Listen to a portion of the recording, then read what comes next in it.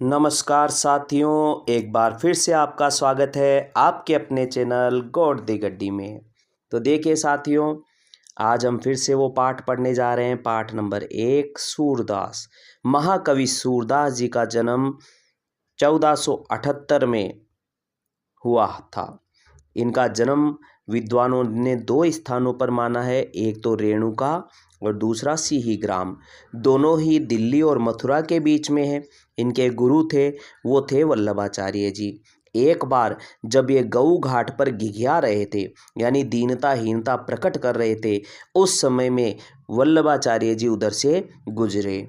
उन्होंने इन्हें घिघियाते देखा तो कहा कि हे सूरदास, काहे को घिघियात हो, तनिक भगवत भक्ति किया करो। तो जब उन्होंने कहा तो भगवान श्री कृष्ण की भक्ति में सूरदास जी है वे लीन हो गए।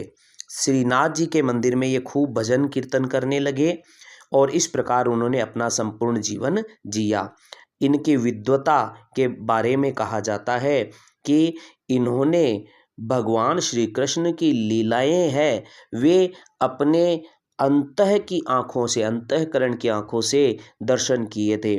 और इसी कारण से इन्होंने प्रसिद्ध ग्रंथ लिखे हैं, सूर सागर, सूर सारावली और साहित्य लहरी। सूर सागर, सूर सारावली और साहित्य लहरी इनकी प्रमुख रचनाएं हैं साथियों। इन सभी में इन्होंने जो चित्रण किया है वो संपूर्ण चित्रण है, वो वात्सल्य और श्रृंगार से भरा है। वात्सल्य यानी माता का पुत्र के प्रति प्रेम, और श्रृंगार यानी वियोग श्रृंगार और संयोग श्रृंगार, ये दो प्रकार है। श्रृंगार का मतलब होता है एक प्रेमिका प्रेमिका से दूर हो जाने के बाद में जो वर्णन किया जाता है तो वो वियोग श्रृंगार है, और साथ में रहने पर जो वर्णन होता है वो संयोग श्रृंगार है। इसमें श्री कृष्ण जब गोपियों को छोड़कर चले गए थे, उसका वियोग श्रृंगार का वर्णन हमारे पाठ्यक्रम में आया है। साथियों, इनकी जो भाषा थी वो ब्रज भाषा थी, क्योंकि वो प्रदेश ब्रज प्रदेश है, इसलिए ब्रज भाषा है। और इन्होंने जैसा वर्णन इनकी श्री कृष्ण की लीलाओं का किया, वैसा किसी ने भी नहीं किया। इनके गुरु आपको बता ही चुका हूँ, वल्लभाचार्य जी थे। वल्लभाचार्य जी के एक पुत्र भी थे जिनका नाम था विट्ठलनाथ। साथियों, क्या नाम था? विट्ठलनाथ इनके पुत्र का नाम था। इन वल्लभाचार्य जी के भी 4 शिष्य थे और विट्ठलनाथ जी के भी 4 शिष्य थे। वल्लभाचार्य जी के 4 शिष्यों के नाम है सूर, कुंभ, परम, कृष्ण। सूर, कुंभ, परम और कृष्ण, ये 4 नाम इनके 4 शिष्यों के। विट्ठलनाथ जी के 4 शिष्य हैं, वो है गोविंद, नंद, छीत स्वामी और चतुर्भुज दास। छीत स्वामी और चतुर्भुज दास देख लीजिएगा साथियों, याद रख लेना। सूर, कुंभ, परम, कृष्ण, गोविंद, नंद, छीत, चतुर्भुज, यानी ये 8 शिष्य थे। तो ये 4 गुरुजी वल्लभाचार्य जी के और ये 4 विट्ठलनाथ जी के।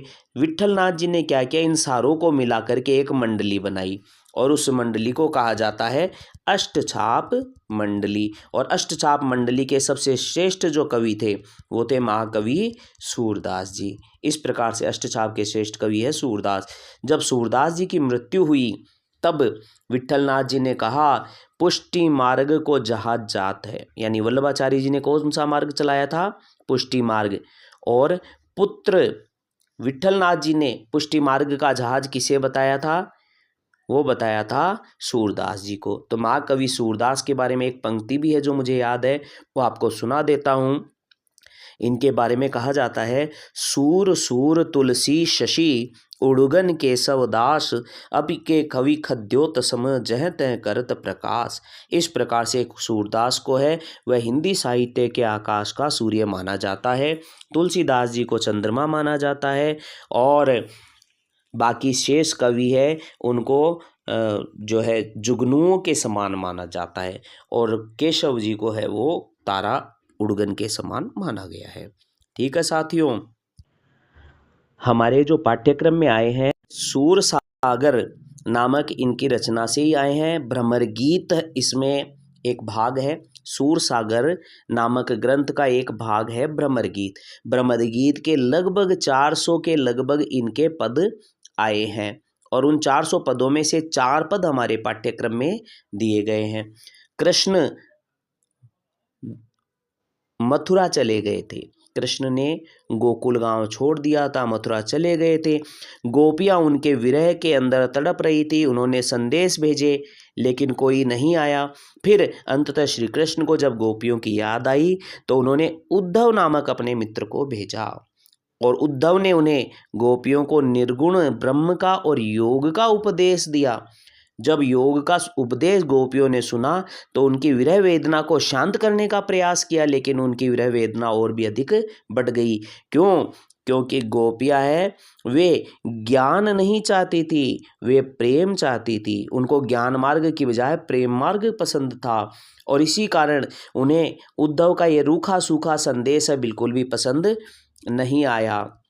और उस समय क्या हुआ, वहाँ पर एक भंवरा आ पहुँचा और उस भंवरे को देख करके जब गोपियों ने उद्धव को कुछ भी कहा, वो क्योंकि सीधे रूप में ग्रामीण स्त्रियां किसी भी परपुरुष से बात नहीं करती और इसीलिए उन्होंने भ्रमर को माध्यम बना करके जो कुछ भी कहा वो भ्रमर गीत के रूप में हमारे पाठ्यक्रम में आ गया। तो भ्रमर को बहाना बना करके उद्धव पर व्यंग्य बाण छोड़े, उद्धव को व्यंग्य रूपी जो है बाणों से घायल किया। वो क्या क्या बातें वो सारी पाठ में आएंगी। ठीक है, वास्तव के अंदर देखा जाए तो गोपियों की जो शिकायत है वो वाजिब है। पहले पद में क्या किया है, पहले पद में उन्होंने उद्धव जी को अभागा बताया है। कुल मिला के उद्धव जी पर पहले पद में व्यंग्य किया गया है। पहले पद में किस पर व्यंग्य किया गया है, उद्धव जी पर व्यंग्य किया गया है। और दूसरे पद में गोपियों की मन की इच्छा मन में ही रह गई, ऐसा उन्होंने कहा है। वो गोपियां श्री कृष्ण से प्रेम करती थी और उस प्रेम के बारे में उन्होंने कहा है कि हमारी इच्छा मन की मन में ही रह गई है।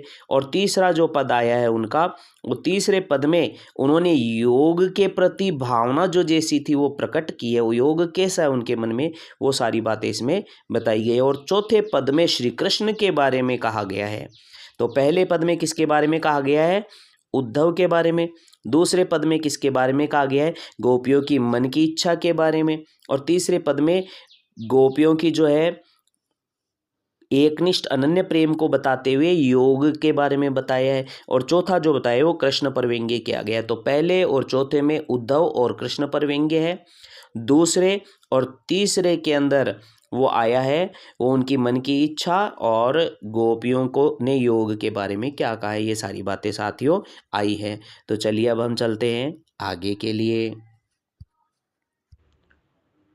तो देखिए साथियों, ये आपको दिख ही रहा होगा, ये यहाँ गोपियाँ खड़ी हैं और ये सारी गोपियाँ हैं और ये आ गए हैं उद्धव जी योग संदेश देने के लिए, निर्गुण ब्रह्म का संदेश देने के लिए। बीच में ये भ्रमर उड़ रहा है और ये भ्रमर के माध्यम से गोपियाँ सीधी किस पर व्यंग्य करेंगी, सारी की सारी गोपियाँ व्यंग्य करेंगी उद्धव जी पर। तो इस प्रकार से ये सारी जो ये गोपियाँ ये मिलकर के इनको व्यंग्य बाणों से घायल करेंगी कि हमने तो प्रेम किया था, तुम योग दे रहे हो, श्री कृष्ण ने ये तो अच्छा नहीं किया और तुम उनके कहे चले भी आए। तुम महान योगी हो, अनेक बातें वो करती है। अब उन बातों के बारे में हम पढ़ने जा रहे हैं। तो चलिए साथियों चलते हैं पहले पद में। नमस्कार साथियों, अब हम शुरू करने सूरदास का पद। तो देखिए साथियों, सूरदास जी का पहला पद है, ऊधो तुम हो अति बड़ भागी। ऊधो तुम हो अति बड़ भागी, अपरस रहत स्नेह तगाते, नाहिन मन अनुरागी। पुरई निपात रहत जल भीतर, तारस देह न दागी।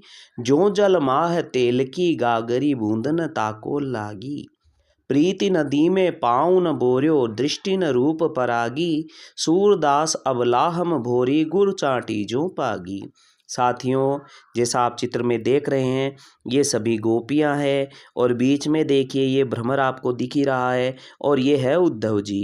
तो गोपियों के सामने जब उद्धव जी आए, उद्धव जी ने निर्गुण ब्रह्म और योग का संदेशा गोपियों को सुनाया। तो गोपियां हैं वो विरह अग्नि में पहले ही पीड़ित थी, तो उन्होंने ब्रह्मर को माध्यम करते हुए अनेक प्रकार के व्यंग्य उद्धव जी पर किए। वो सारे व्यंग्य देखिए यहाँ पर दिए गए हैं, उनको आज हम समझने जा रहे हैं। तो साथियों देखिए चलते हैं इस पद में। ऊधो तुम हो अति बड़भागी। सूरदास कवि गोपियों के माध्यम से कहते हैं कि हे उद्धव, तुम बहुत भाग्यशाली यू आर सो लक्की। वास्तव के अंदर ये वो व्यंग्यपूर्ण भाव से कह रही हैं। उद्धव को वो अभागा मानती है और अभागा मानते हुए भी उनको भाग्यशाली कहकर व्यंग्य कर रही है। वे कहती है तुम अपरस रहत स्नेह तगाते, कि तुम अपरस यानी अस्पर्श है, ये तत्सम रूप है और इसका तद्भव रूप अपरस हो गया। अपरस रहत स्नेह तगाते, ये देखिए स्नेह भी है, वो स्नेह था, स्नेह का मतलब होता है प्रेम, यानी तुम स्नेह रूपी धागे से अस्पर्श रहे हो, यानी बंधे नहीं हो। ना ही मन अनुरागी, और न ही तुम्हारा मन किसी का प्रेमी हुआ है। देखो अनुराग का अर्थ तो होता है प्रेम और अनुरागी का मतलब हो गया है प्रेमी। तो व्यंग्य कह रही हैं। व्यंग्य करते हुए फिर क्या कहती है, पुरइनी पात रहत जल भीतर। पुरइनी का मतलब होता है यहाँ पर कमल। पुरइनी का मतलब साथियों क्या होता है, कमल। तो जिस प्रकार से कमल का पत्ता जल में रहता है लेकिन फिर भी उसके ऊपर तारस देह ना दागी, यानी जल का कोई भी प्रभाव उस कमल के शरीर पर, उस कमल पत्र पर प्रभाव नहीं होता, उसके ऊपर कमल पत्र पर कोई दाग नहीं लगता है जल का। और फिर देखिए यानी कुल मिलाकर के इसको उस कमल के पत्ते के समान बताया है जिसके ऊपर प्रेम रस का कोई असर नहीं होता। साथ ही साथ है जो जल माह तेल की गागरी, जिस प्रकार से जल में तेल से चिकना हुआ घड़ा, गागरी का मतलब चिकना हुआ घड़ा। यहाँ पर देखिए जो आ गया ना साथियों, तो यहाँ कौन सा अलंकार आएगा, उपमा अलंकार। जो जल माह तेल की गागरी बूंद न ताको लागी, जिस प्रकार से तेल से चिकना हुआ घड़ा उसको पानी में डुबोने पर पानी की एक बूंद उसके ऊपर नहीं ठहरती है, उसी प्रकार तुम्हारे ऊपर भी प्रेम रस का कोई प्रभाव हे उद्धव नहीं होता है। ये बात गोपियाँ कह रही है। तो उसको कुल मिलाकर के दो बात कह दी। पहला तो कह दिया कमल के पत्ते के जैसा, और दूसरा बता दिया तेल से चिकना हुआ घड़ा, तो चिकना घड़ा बताया। और इस प्रकार से वे उस पर व्यंग्य करती है कि तुम्हारे ऊपर कोई असर नहीं होता है। तुम प्रेमी, एक महान प्रेमी ईश्वर श्री कृष्ण परमात्मा के पास रह रहे हो और फिर भी तुम उनसे प्रेम नहीं कर सके। तुम भाग्यशाली कहकर वो उन्हें अभागा बताना चाहती है। प्रीति नदी में पाँव न बोर्यो, तुमने तो प्रेम रूपी नदी में भी पाँव नहीं डुबोया, और न ही दृष्टि यानी तुम्हारी नजरें किसी के रूप सौंदर्य को देखकर उनसे मोहित हुई या परागी यानी डूबी। तो तुमने प्रीति रूपी नदी में पाँव भी नहीं डुबोया और तुम्हारी नजरें किसी के रूप सौंदर्य को देखकर मोहित भी नहीं हुई है। फिर गोपियाँ क्या कहती है, सूरदास कवि गोपियों के माध्यम से कहते हैं कि हम तो स्त्रियां हैं, अबला है, भोली भाली नारियां हैं, और जिस प्रकार से गुड़ में चींटी फंस जाती है, देखिए यहाँ भी उपमा अलंकार आ गया है, जिस प्रकार से गुड़ में चींटी फंस जाती है उसी प्रकार से हम श्री कृष्ण के प्रेम में फंस गई हैं। इस प्रकार से उद्धव जी को व्यंग्य करते हुए उन्हें कमल का पत्ता बताया, चिकना घड़ा बताया और स्वयं को चींटियों के समान बताया जो कि श्री कृष्ण प्रेम के गुड़ में चिपक गई हैं। इस प्रकार से पहले पद में उद्धव पर गोपियों ने व्यंग्य किया है। तो पहला है गोपियों द्वारा उद्धव पर व्यंग्य किया गया है। इसमें तीन बातें प्रमुख आई है। पहली बात, उद्धव जी को कमल का पत्ता बताया। दूसरी बात, उद्धव जी को तेल से चिकना घड़ा बताया। तीसरी बात, उन्होंने प्रेम रूपी नदी में पाँव भी नहीं डुबोया, ऐसा उन्होंने कहा है, यानी तुम में प्रेम बिल्कुल भी नहीं है। और फिर अपने आप को उन्होंने भोली भाली गोपियाँ बताया, स्त्रियाँ बताया और कहा कि हम उस तरह फंस गई है कृष्ण प्रेम में जिस तरह से चींटी गुड़ में फंस जाती है। दूसरा पद पढ़ने जा रहे हैं। देखिए साथियों, गोपियाँ क्या कहती है, मन की मन ही मांझ रही, यानी हमारी मन की मन में ही रह गई। अब कौन सी बात है जो मन की मन में रह गई? गोपी कृष्ण से बहुत प्रेम करती थी, श्री कृष्ण के साथ रहना चाहती थी और श्री कृष्ण का प्रेम पाना चाहती थी, लेकिन कृष्ण तो उन्हें छोड़कर मथुरा चले गए। साथ रहने की इच्छा और उनसे प्रेम पाने की इच्छा गोपियों की मन में ही रह गई और वे लौटकर भी नहीं आए। लौटकर भी आते तो भी साथ मिल जाता और प्रेम मिल जाता, बल्कि उन्होंने योग संदेशा और भेजा, निर्गुण ब्रह्म का संदेशा भेजा। तो देखिए गोपियां कहती है कि ये उद्धव हमारी तो इच्छा मन की मन में ही रह गई है, कहिए जाए कौन पे उधो। हे उद्धव हम हमारे मन की इच्छा किसको कहे, ना ही परत कही। हम कहना चाहती है लेकिन हमारे मन के अंदर पीड़ा कष्ट इतना बढ़ गया है कि हम हमारी मन की बात किसी को कह भी नहीं पाती हैं। अवधि आधार, यानी देखिए अनुप्रास अलंकार कितना प्यारा है। ए अवधि आधार आस आवन की, यानी ये यहाँ अनुप्रास अलंकार जब एक ही वर्ण बार बार आए तो अनुप्रास अलंकार होता है साथियों। तो अवधि आधार आस आवन की, यानी श्री कृष्ण के आने की, वापस लौट आने की आशा में एक निश्चित समयावधि में वो लौट आएंगे ऐसा सोच करके हम तन की यानी शरीर की और मन की व्यथा को सहन कर रही थी, मन की विरह व्यथा को सहन कर रही थी। लेकिन वो स्वयं नहीं आए बल्कि उन्होंने आपके साथ में योग का संदेशा भेजा और आपका ये योग का संदेशा सुन सुन करके सुनी सुनी साथियों, ये देखिए सुनी सुनी में कौन सा अलंकार आएगा, पुनरुक्ति प्रकाश अलंकार। जब एक शब्द दो बार आए और अर्थ समान हो, वही हो, बार बार सुन सुन जब जब ऐसे शब्द जहाँ भी आते हैं वहाँ पर पुनरुक्ति प्रकाश अलंकार होता है। यहाँ देखिए ये जोग जो शब्द आया है ये वास्तव में योग है, यानी ये तद्भव रूप है और ये तत्सम रूप है। तो तत्सम तद्भव शब्दों का बहुत प्रयोग सूरदास जी ने किया है। तो देखिए क्या कहते हैं, अब इन योग संदेश ने सुनी सुनी, हे उद्धव जी आपके इस योग रूपी संदेशों को सुन सुन करके विरहिणी विरह दही, यानी हम विरहिणी गोपियों की विरह व्यथा बढ़ गई है और हम उसमें दही, दही खाने वाला नहीं है, ये दही है जलना, दहन, ये शब्द आता है दहन, हम विरह व्यथा में जलने लगी है। विरहिणी विरह दही, हमारी विरह व्यथा और भी बढ़ गई है, हमारे हृदय की जो विरह व्यथा रूपी अग्नि है वो और भी अधिक जलने लगी है। बताइए योग संदेश ने किसका काम किया है विरह में, योग संदेश ने विरह रूपी अग्नि में घी का काम किया है, क्योंकि जैसे घी है वह अग्नि को बढ़ाता है उसी तरह योग संदेश ने हमारी विरह अग्नि को बढ़ा दिया है। तो ये प्रश्न भी है साथियों, देख लीजिएगा, बहुत ही सरल रूप में समझा दिया है मैंने। चाहती हुती गुहारी जीतते, गुहार का मतलब पुकारना, हम जहाँ भी जाती हैं हमारे हृदय से एक कष्ट भरी चीख आह जैसी उभरती है और वो पुकारना चाहती है, जहाँ भी पुकारना चाहती है, लेकिन हमारे हृदय से जब ये हम कुछ कहना चाहती हैं उतते धार बही, उसी समय हमारे आंखों से आंसुओं की धारा लगातार बहने लग जाती है। सूरदास कवि गोपियों के माध्यम से कहते हैं कि अब हम धैर्य क्यों धारण करें, अब हम धैर्य क्यों धारण करें, मर्यादा न लही, श्री कृष्ण ने अपनी मर्यादा का पालन नहीं किया। बताइए कौन सी है मर्यादा, ये तीसरा प्रश्न या चौथा प्रश्न आएगा आपके।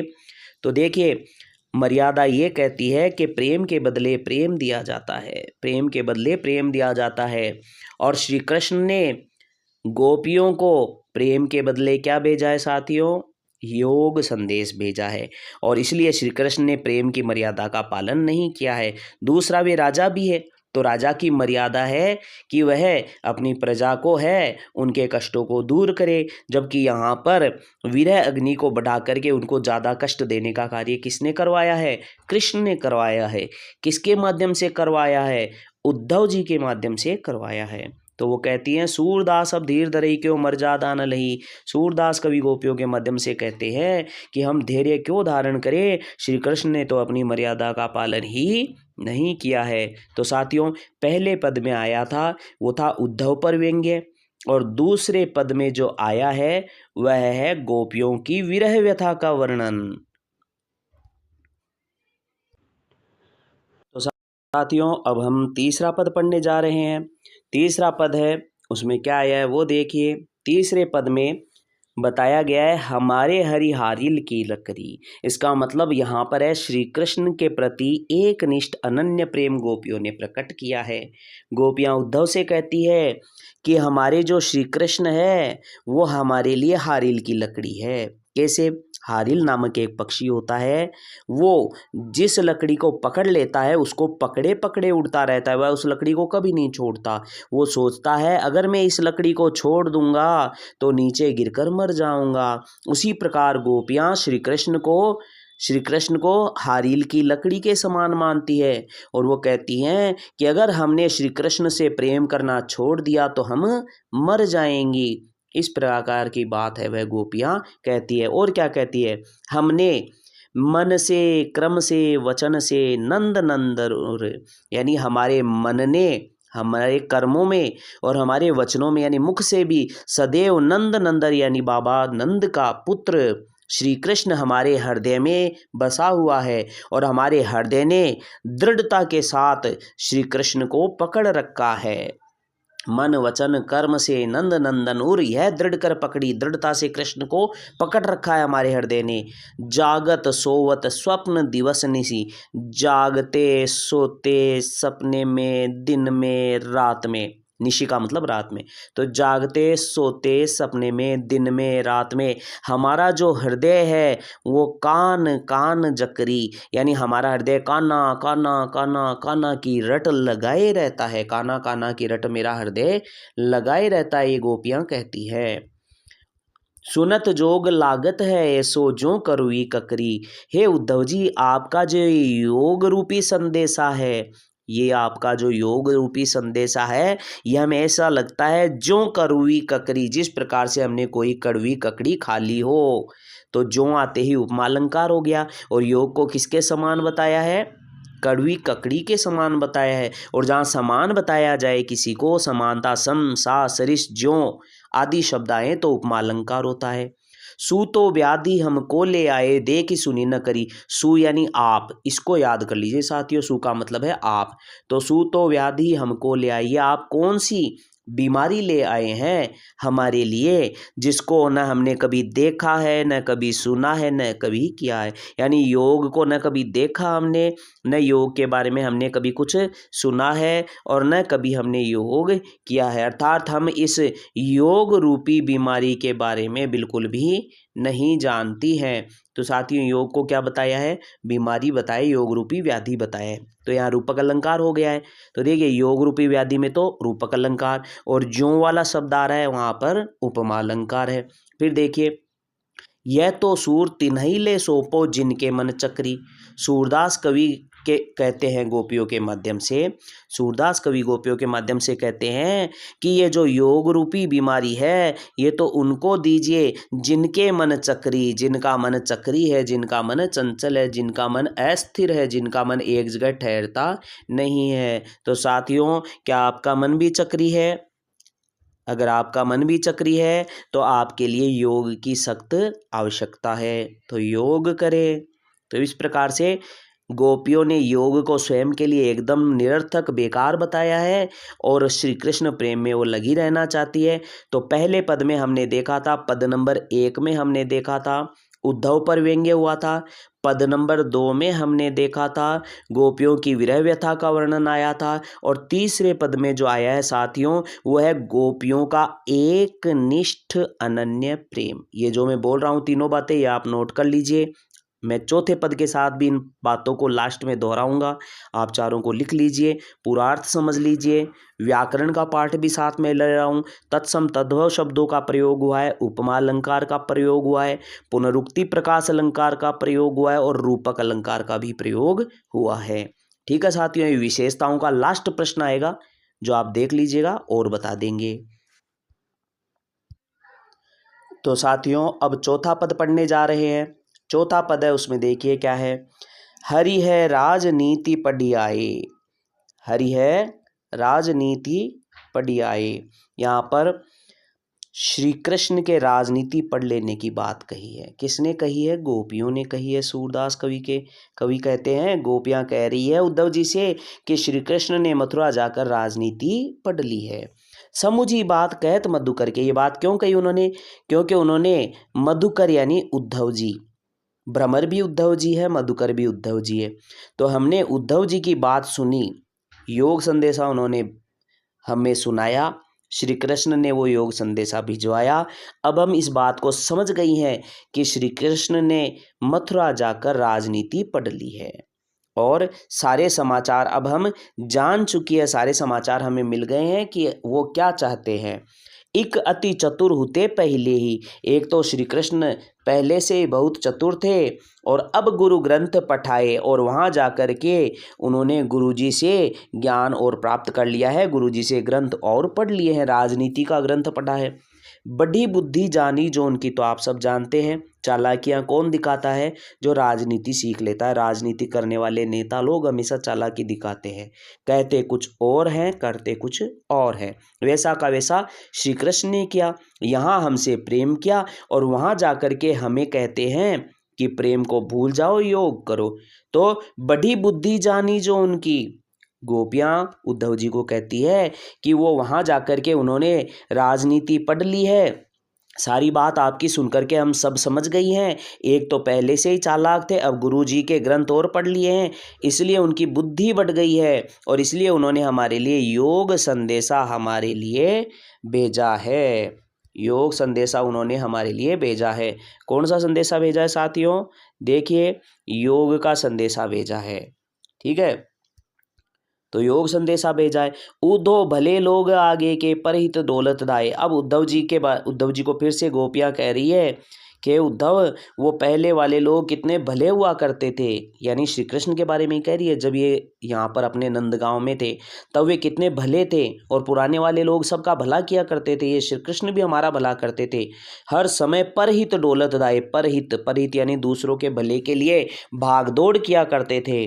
लेकिन अब वो बदल गए हैं। पहले उद्धव कृष्ण भी सबका भला करते थे और अब वो बदल गए हैं, इसलिए अब हमें भी हमारा मन वापस चाहिए। अब अपनों मन फेर पाइए, अब हमें हमारा मन वापस चाहिए। चलत जूते चुराए, जाते समय जो उन्होंने चुरा लिया था, जब वो बदल गए तो हम भी बदल जाएंगी। वो हमसे प्रेम नहीं करते, हम भी उनसे अपना हृदय वापस पाना चाहती हैं, क्योंकि हमारा हृदय चुरा के ले गए थे।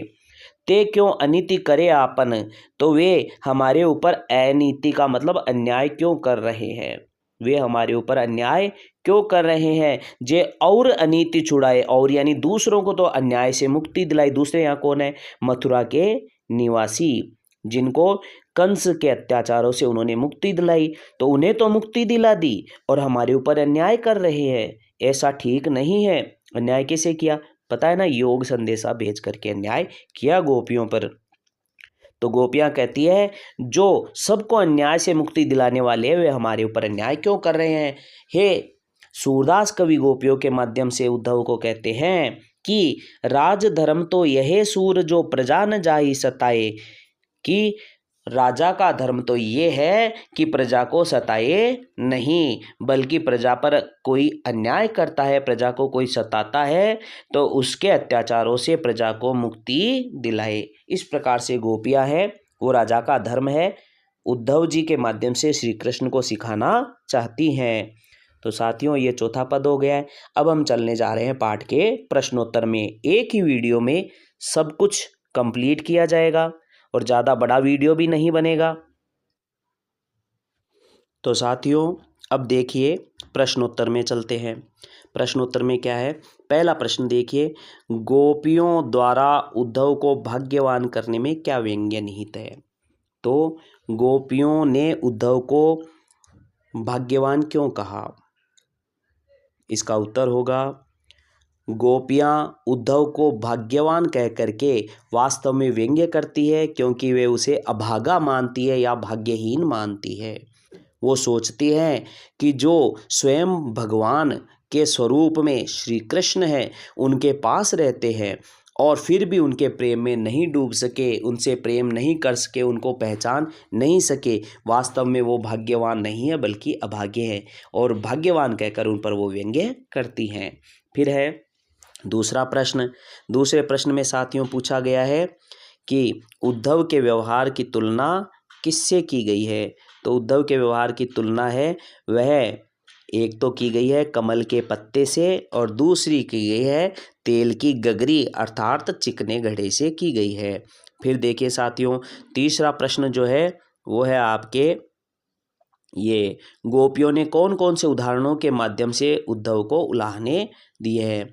तो गोपियों ने उद्धव जी को कहा है कि तुम तो कमल के पत्ते के समान हो जो जल में रहता है, लेकिन जल की एक बूंद उस पर नहीं ठहरती, उस पर कोई दाग नहीं लगता। तुम वो चिकना घड़ा हो जिसके ऊपर पानी की बूंद भी नहीं टिक सकती है। तो तुम्हारे ऊपर तो प्रेम का कोई प्रभाव हो ही नहीं सकता, तुमने तो प्रेम की नदी में पाँव भी नहीं डुबोया है। इस प्रकार के व्यंग्य उन्होंने गोपियों ने उद्धव पर किए हैं और उलाहने भी दिए हैं बहुत सारे कि तुम आ गए, तुम्हें कृष्ण ने भेज दिया, तुमने सोचा तक नहीं कि हम कृष्ण की विरह के अंदर, प्रेम विरह के अंदर दुखी हो रही है और तुम हमारे लिए योग संदेशा लेकर आए हो। तो इस प्रकार की बातें उन्होंने उद्धव जी को कही। फिर तीसरा प्रश्न है साथियों, चौथा प्रश्न है। चौथे प्रश्न में देखिए कि विरह अग्नि में घी का कैसे काम किया। तो ये मैंने आपको बहुत अच्छे से समझाया है। गोपियाँ क्या कहती है कि हम श्री कृष्ण के आने की आशा में थी, अवधि आधार आस आवन की, यानी श्री कृष्ण एक निश्चित समयावधि में लौट आएंगे, लेकिन वो स्वयं नहीं आए। उन्होंने आपके साथ योग का संदेशा भेजा और आपके इस योग संदेश ने हमारी जो हृदय की विरह पीड़ा थी, उस विरह की अग्नि को और भी अधिक बढ़ा दिया। जैसे घी है, वो आग में अगर जाता है तो आग बहुत बढ़ जाती है, तो जैसे आग में घी जो काम करता है वो वो काम आपके इस योग संदेश ने हमारे विरह अग्नि में कर दिया है, अर्थात हमारी विरह की अग्नि बढ़ गई है। फिर चौथा प्रश्न के बाद है अब पांचवा प्रश्न, मर्यादा न लही, कौन सी मर्यादा नहीं लहने की यानी पालन करने की बात कही गई है। यहाँ प्रेम की मर्यादा की बात कही गई है, साथ ही साथ राजा की मर्यादा भी है। तो प्रेम की मर्यादा कहती है कि प्रेम के बदले प्रेम दिया जाता है, जबकि श्री कृष्ण ने प्रेम के बदले योग संदेशा भेजा है। तो इस मर्यादा का पालन उन्होंने नहीं किया। साथ ही साथ राजा की भी मर्यादा है कि वह अपनी प्रजा का पालन करे, इस मर्यादा का भी श्री कृष्ण ने पालन नहीं किया है। ये उत्तर हो गया। फिर है कृष्ण के प्रति अपने अनन्य एकनिष्ठ प्रेम को गोपियों ने किस प्रकार अभिव्यक्त किया है। तो कृष्ण के प्रति अपने अनन्य प्रेम को गोपियों ने हारील की लकड़ी बताकर प्रकट किया है। वे कहती है श्री कृष्ण हमारे लिए हारील की लकड़ी है, जिसने मन क्रम वचन से हमारे हृदय ने दृढ़ता से पकड़ रखा है। हमारा हृदय हर समय जागते सोते सपने में दिन में रात में काना काना की रट लगाए रहता है। इस प्रकार हमारा हृदय सदैव कृष्ण की याद में तड़पता रहता है। हम किसी और के बारे में विचार ही नहीं कर पाती है, सारा काम काज घर बार सब कुछ भुला बैठी है और कृष्ण से एकनिष्ठ अनन्य प्रेम करती है। इस प्रकार से गोपियों ने कृष्ण के प्रति अनन्य प्रेम प्रकट किया है। फिर साथियों देखिए, गोपियों ने योग की शिक्षा कैसे लोगों को देने की बात कही है। तो योग की शिक्षा ऐसे लोगों को देने की बात कही है जिनका मन चंचल हो, चक्री के समान घूमता रहता हो, एक जगह स्थिर न हो, हर समय अस्थिर रहता हो, भटकता रहता हो, ऐसे लोगों को योग संदेशा देने की बात कही है। क्योंकि गोपियाँ तो कहती है हमारा मन तो एक जगह स्थिर है, हम तो केवल और केवल एक ही श्री कृष्ण से ही प्रेम करती हैं, तो हमें योग की शिक्षा की आवश्यकता नहीं है। फिर देखिए साथियों अगला प्रश्न, प्रस्तुत पदों के आधार पर योग साधना के प्रति दृष्टिकोण कैसा है।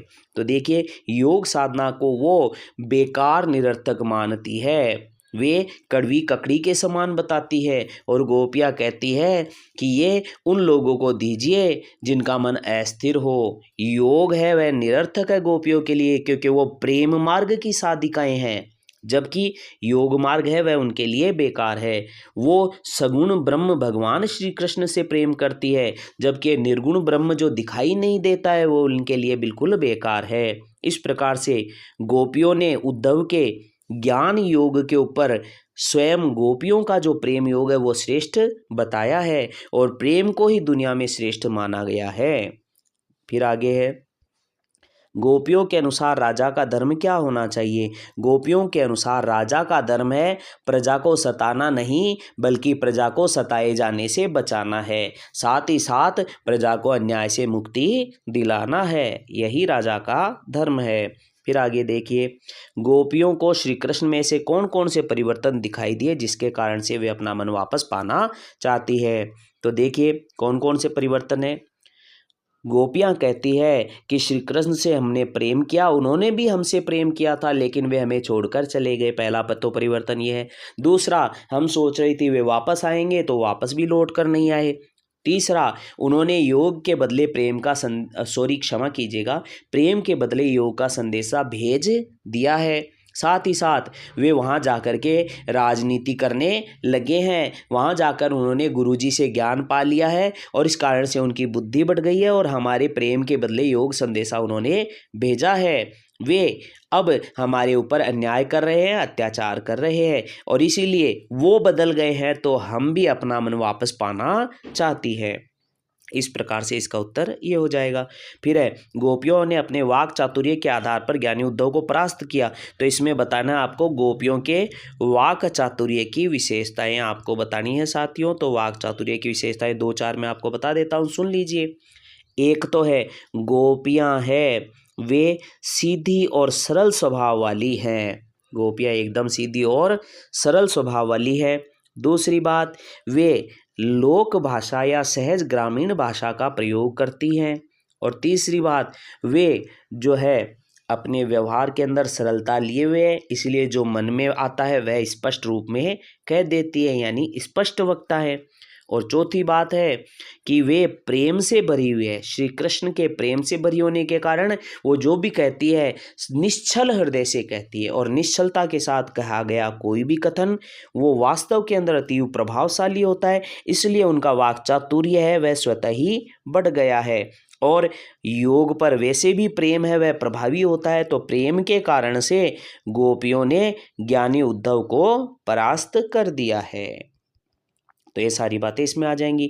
संकलित पदों को ध्यान में रखते हुए पदों की विशेषताएं आपको बतानी है। तो साथियों, इसमें कौन कौन से अलंकारों का प्रयोग हुआ है, किस प्रकार के शब्दों का प्रयोग हुआ है, किस प्रकार से चिकना घड़ा जैसे मुहावरे का प्रयोग हुआ है, और भाषा कौन सी है, ब्रज भाषा का प्रयोग हुआ है, और इसके अंदर विरह वियोग श्रृंगार का वर्णन हुआ है। ये सारी बातें आपके इसमें आएंगी। साथियों, अगर आप देखेंगे और आप कहेंगे तो मैं इसके बहुत अच्छे प्रश्न लिखित नोट्स के रूप में भी आपको उपलब्ध करा दूंगा, लेकिन उसके लिए आपको वीडियो पूरे देखने होंगे, साथ ही साथ कमेंट भी करने होंगे और शेयर भी करें।